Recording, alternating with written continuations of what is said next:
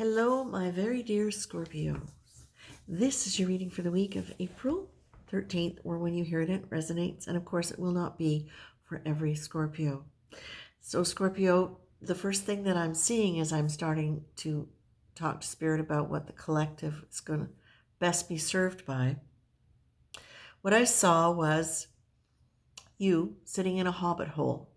Of course, you know, the hobbit holes in the Shire in the Lord of the Rings are cozy and lovely and warm and full of food. And you're sitting there with a long pipe and you're smoking with your feet crossed like this, and you're thinking back over your life. Now, why is it a hobbit hole and why is it Lord of the Rings? I'm not sure yet. But what I'm getting with this is what it's being suggested, Scorpio, is that Spirit is suggesting actually that you turn the review of your life into a kind of fairy tale, that you turn it into a sort of story. Now, this is not something that I've heard suggested before, so I'm very curious. And what they're saying is, if you were to look back over your childhood and you were to make you the hero of that story, and you were to turn it into a story about a hero, how would you redefine the choices that you made, the behaviors that you did?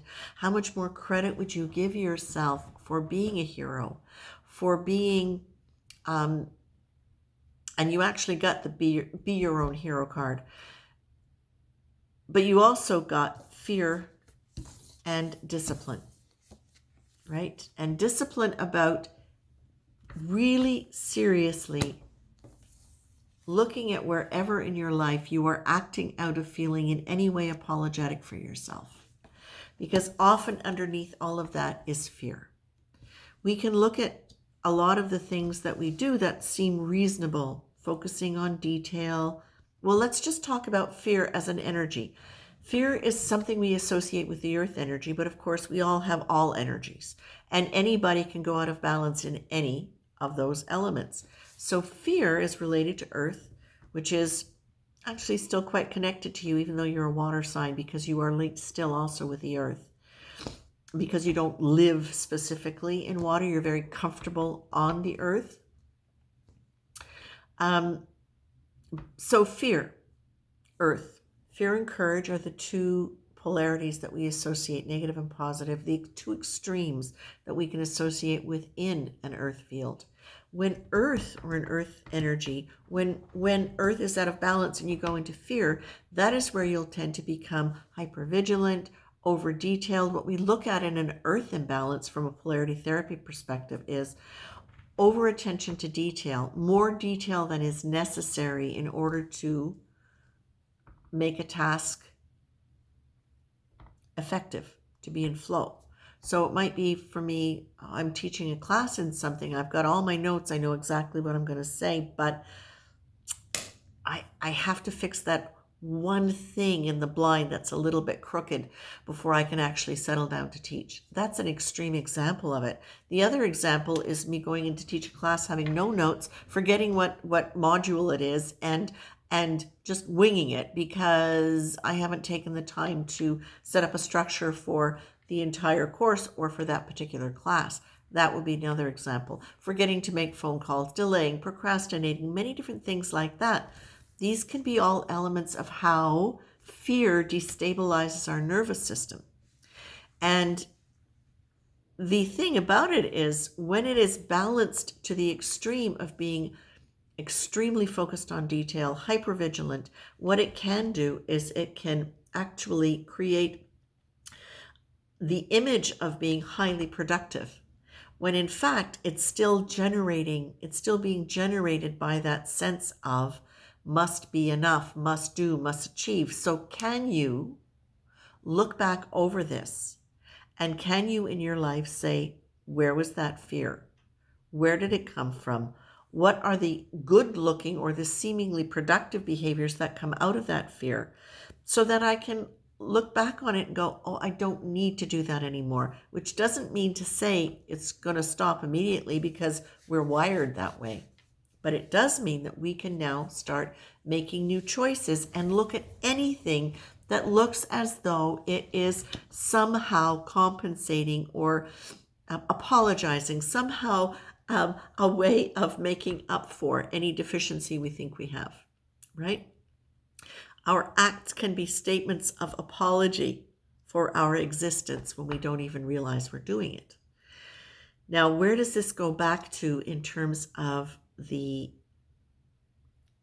image of the fairy tale? Okay.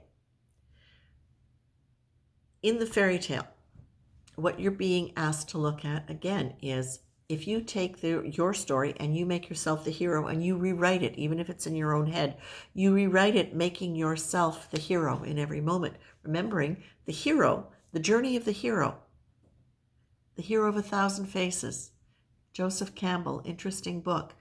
What you'll find is that there is the ability suddenly, when you're turning it into a story and you're making yourself the hero, all of a sudden you break out of preconceived ideas about your safety, about your power, about your ability, things that you might have discredited coming from this view of a victim or abused or powerless or worthless, any of those judgments that you have laid upon yourself, even if they're hiding back there in your unconscious, now all of a sudden they get addressed. They get challenged. Now all of a sudden you're allowing yourself to see yourself from the observer and not from within what you experienced. It gets you to reshape the story from a place of empowerment. And that can shift the energy really, really profoundly. Now, again, I hadn't heard this before. This is new to me that I'm hearing this.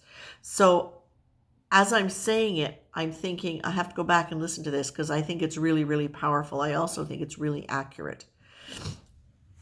Scorpio, you are strong. You are capable.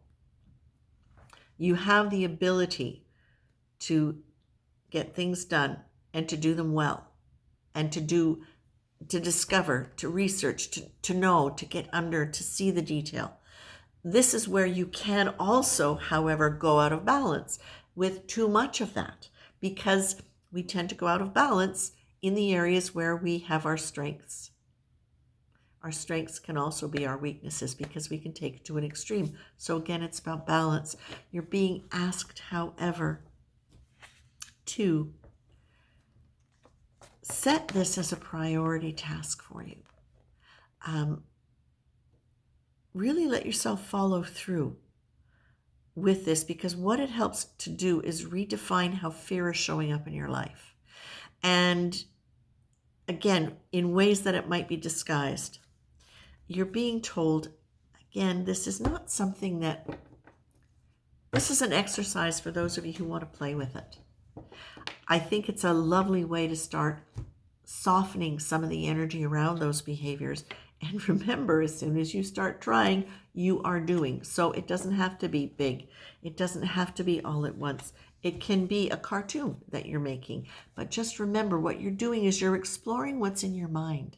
Your mind is your creative tool. It is the cookie cutter through which you shape the world around you based on what you put into it. Let's look at what's already in there and see maybe it's time to change the recipe a little bit.